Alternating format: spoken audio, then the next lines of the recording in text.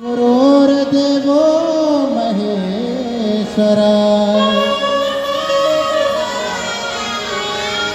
गुरुर्साक्षात् परब्रह्मा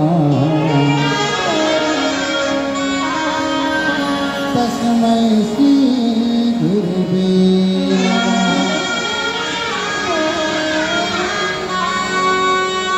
सत्य सत्य तुमको प्रणाम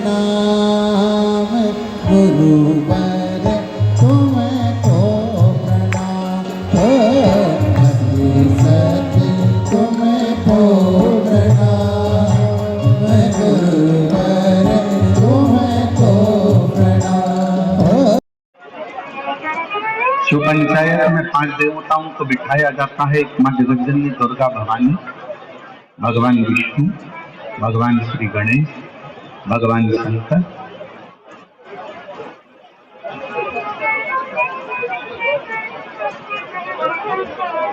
और सूर्य नारायण। इन 5 देवों के सामने कितना सुंदर कहा है, अगर कोई प्रदोष के दिन, प्रदोष काल में 2 स्थानों पर दीप जला देता है तो वो दीप केवल 2 स्थान का नहीं रहता। 5 देव शिव पंचायत उनके दीप का भी निर्णय करते। एक दीप है भगवान शंकर के मंदिर में और दूसरा दीप है अपने घर के दरवाजे पर सीधे हाथ की ओर जलाना। ये प्रदोष के इन दीपों का भी निर्णय कोई दूसरा नहीं करता।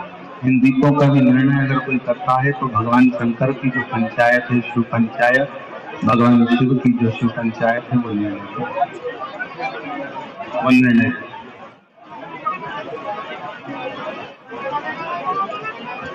और आज इस दिल्ली के निरंकारी मैदान में कहने में पीछे नहीं हटे हैं।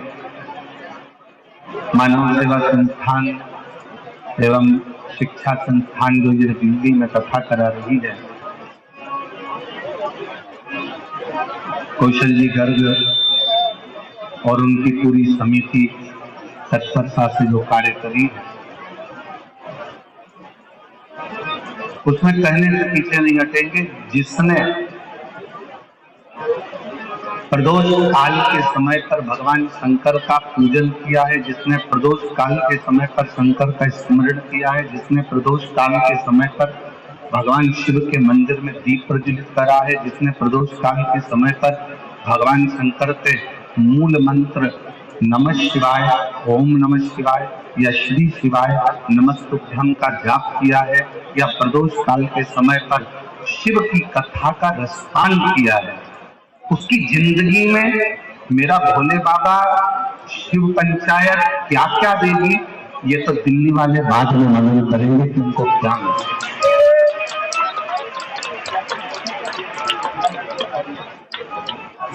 क्या प्राप्त और खाली न जाता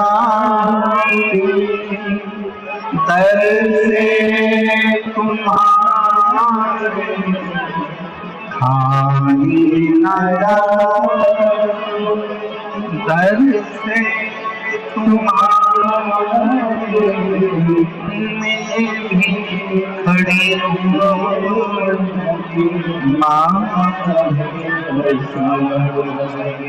अब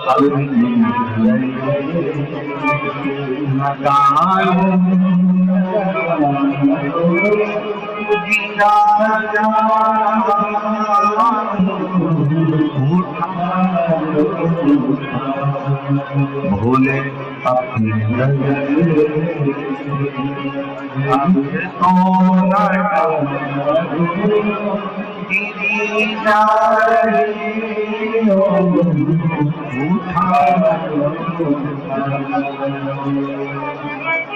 वही समय, वही घड़ी, वही पल, सूर्यास्त का समय था। भगवान नारायण भगवान शिव से मिलने आ रहे थे। बीच राह में श्री गणेश जी महाराज ने दुंदुभी बजा दी। दुंदुभी बजते से ही मां जगत जननी जगदम्बा दुर्गा भवानी के सम्मुख में शब्द पहुंचे।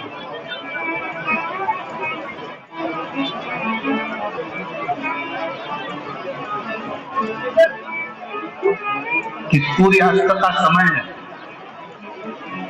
सूर्य विराम लेने जा रहा है और समय पर मिलन हो रहा है भगवान नारायण और भगवान शिव का। गणेश जी ने जो दुमदुमी बजाई, 64 योगिनियां, 33 कोटि देवता, सारे गंधर्व, सारी अप्सराएं, सारे नाग, सारे किन्नर सब सामने आकर खड़े हो पुकारने लगे, बाबा बाबा हमारी कुछ कामना है वो आप पूर्ण करें।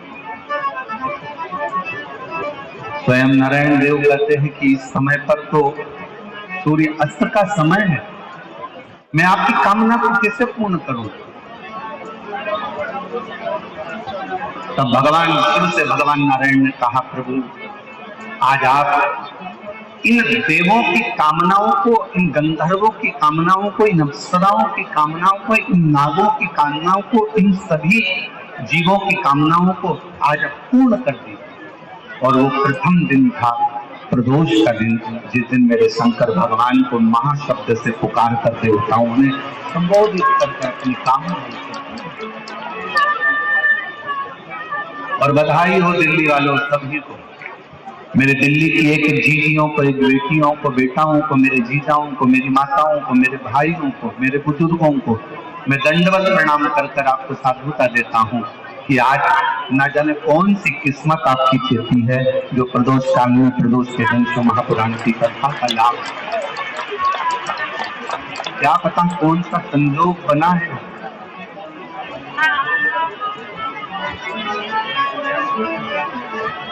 और दिल से बाबा से कहो, जो दुमदुमी बजी सबके सब देवता आ गए, सारे के सारे। शिव पंचायत निर्णय देने के लिए, शिव पंचायत निर्णय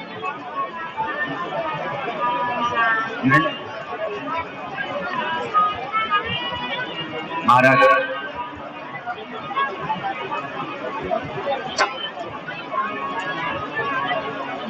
कहते हैं भगवान नारायण का कोई भक्त जब प्राणों को त्यागता है तो भगवान नारायण अपने पार्षदों को उस जीव को लेने के लिए,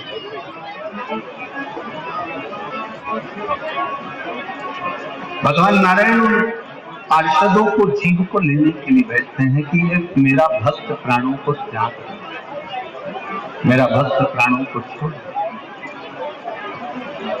जाओ इस जीव को लेकर वैकुंठ को आओ, जाओ जीव को लेकर वैकुंठ।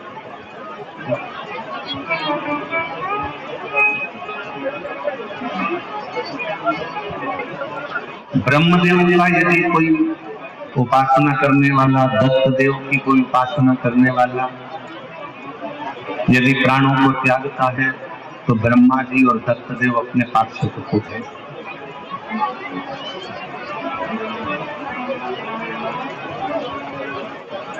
मां जगत जननी जगदम्बा दुर्गा की उपासना करने वाला जब कोई प्राणों को त्यागता है तो मां जगत जननी जगदम्बा दुर्गा अपनी योगिनियों को भेजती हैं कि जीव को लेकर। पर भगवान शंकर की कथा को सुनने वाला, शिव की उपासना करने, भगवान शंकर का गुणगान करने वाला, मुख से श्री शिवाय नमस्कार करने वाला, पंचाक्षर मंत्र को नमः शिवाय करने वाला, ओम नमः शिवाय करने वाला, जब भगवान शिव के मंदिर में एक लोटा जल चढ़ाने वाला, जब कभी अपने प्राण को त्यागता है तो शंकर भगवान ना अपने गण भेजते हैं, ना पार्षद भेजते हैं, शंकर भगवान खुद नंदी लेकर के जीव को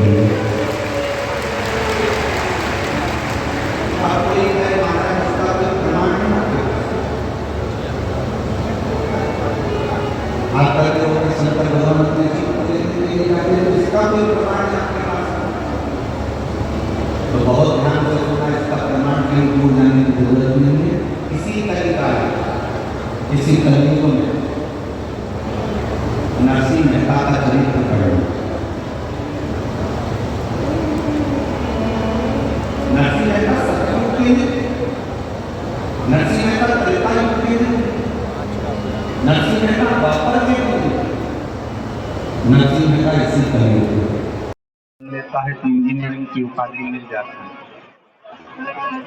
कोई सीए क्लियर कर लेता है तो उसको सीए की उपाधि मिल जाती है।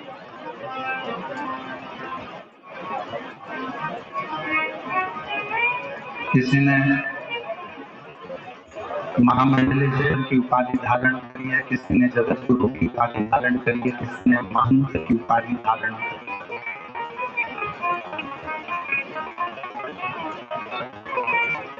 किसी ने अध्यक्ष की, किसी ने उपाध्यक्ष की, किसी ने मंत्री की, किसी ने मुख्यमंत्री की, किसी ने प्रधानमंत्री की, किसी ने राष्ट्रपति की। बड़ा ही सौभाग्य का दिन है, प्रदोष काल है और प्रदोष काल में शिव महापुराण कथा सुन रहे हैं दिल्ली वाले। और दिल्ली वाले वर्षों से टकटकी लगा के इंतजार कर रहे थे, गुरुजी आएंगे, गुरुजी आएंगे, गुरुजी आएंगे। गुरुजी नहीं आ रहे थे, गुरुजी की कृपा दृष्टि नहीं हो रही थी।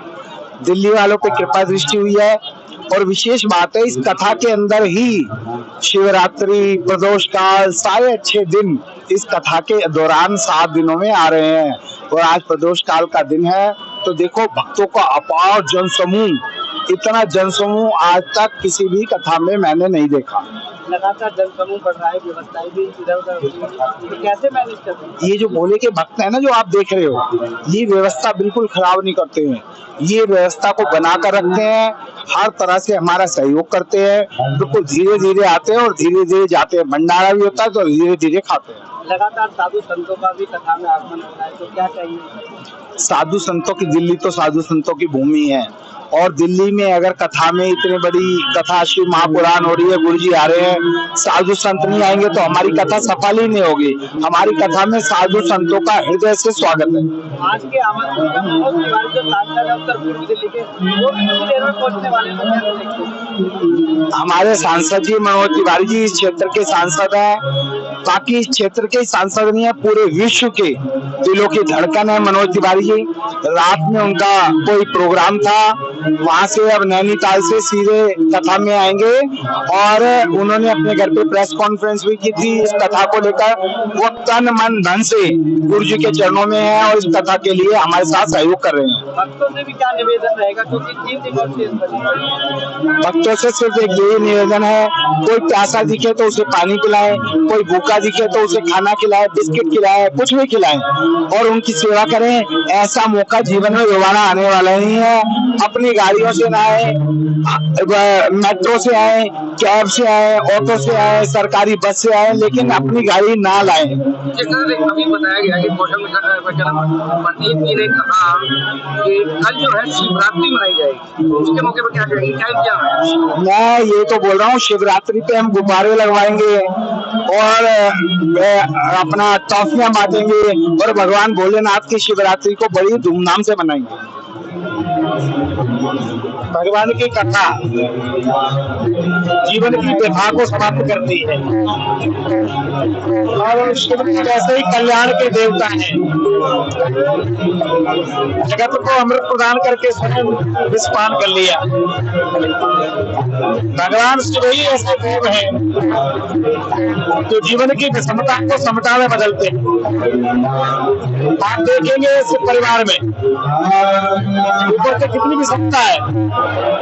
नंदी की, शेर का विषमता, सर्प का चूहे की विषमता, सर्प की मोर की विषमता, फिर भी भगवान शिव के परिवार में समता है। से जो कथा, शिव कथा सुनते हैं, से पूजन करते हैं, उनके जीवन की विषमता समाप्त होती है। आदरणीय प्रदीप मिश्रा जी ने शिव पुराण के माध्यम से वैदिक परंपरा का संरक्षण संवर्धन के लिए जो कार्य किया है, अद्वितीय है। दिल्ली देश की राजधानी है और यहाँ लाखों की संख्या में लोग शिव कथा का रसपान कर रहे हैं। आज प्रदोष काल है और प्रदोष काल भगवान शिव का उपासना का विशेष महत्व होता है।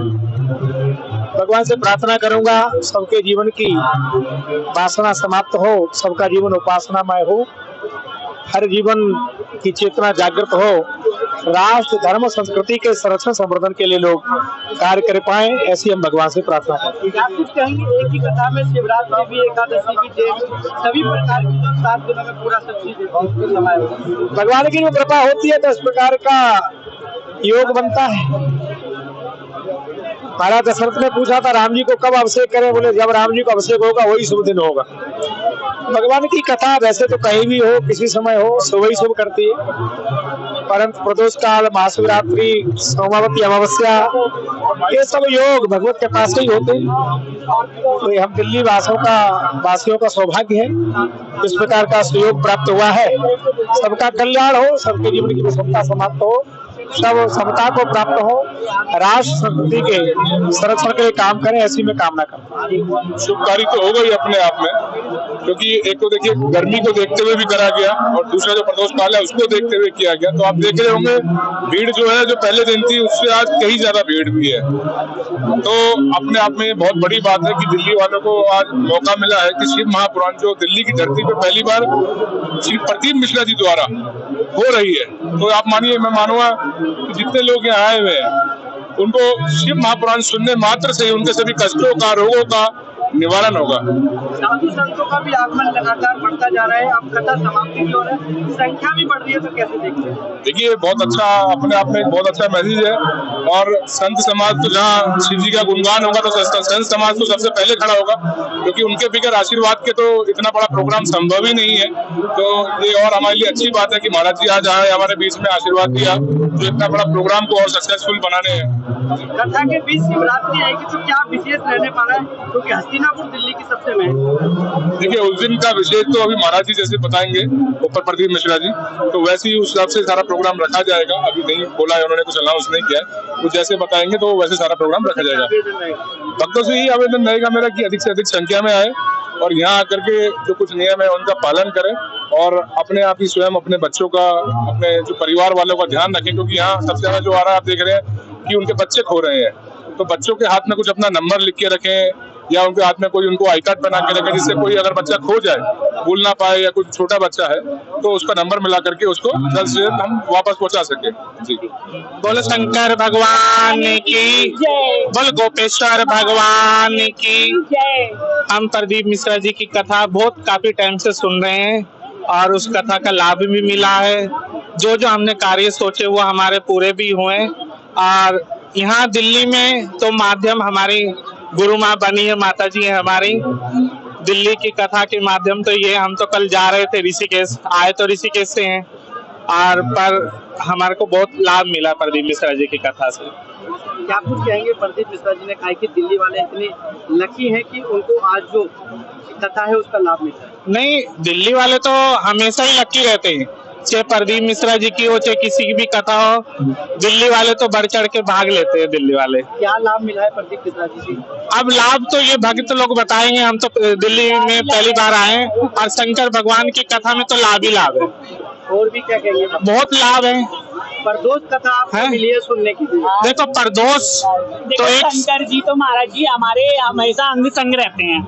जैसे वृंदावन में गोपेश्वर महादेव बैठे हैं तो उन्हीं की कृपा थी, देखो आज यहाँ पे बैठ गए, साथ साथ शिव महापुराण की पावन धरती है ये दिल्ली। प्रदोष काल की कथा सबसे मेन कथा होती है, पुण्य ऐसे होते हैं जो हमारे प्रदोष पुण्य उदय होते हैं, पुण्य उदय होते हैं। देखो नर्तन पाए जतन कर ऐसा, जिससे ये करतार मिले और ऐसी उत्तम पदार्थियों नहीं फिर नहीं बारम्बार मिले। हमें तो ये पंडाल मिल गया, गुरुजी मिल गए, शिव शंकर तो सांग बैठे ही हैं, विराजे ही हैं, और हमारी गुरुजी मिल गई, और क्या चाहिए हमें? करताओं के लिए क्या आशीष है? सबका मंगल हो और हमारी गुरुजी बताएंगी। बस सबका यही है, जैसे भी प्रदीप मिश्रा जी कह रहे हैं, सबको खुशियां दे शंकर भगवान जी और उन्नति करे और अगली कथा और हो जाए दिल्ली में। जय जय।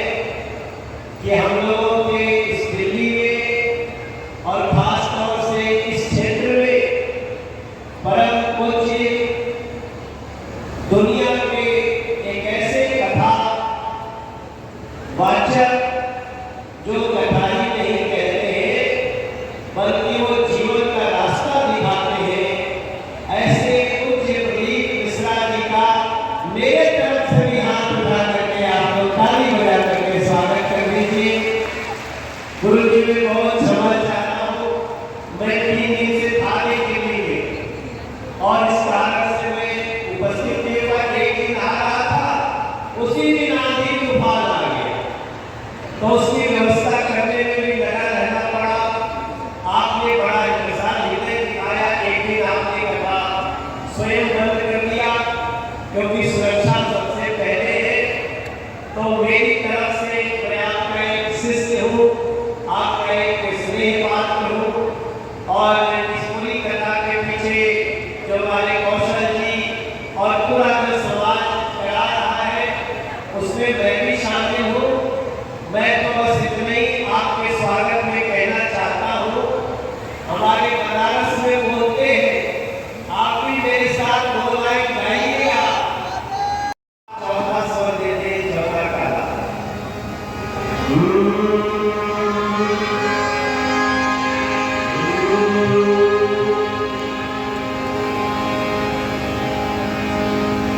हर हर महादेव शंभो काशी विश्वनाथ गंगे।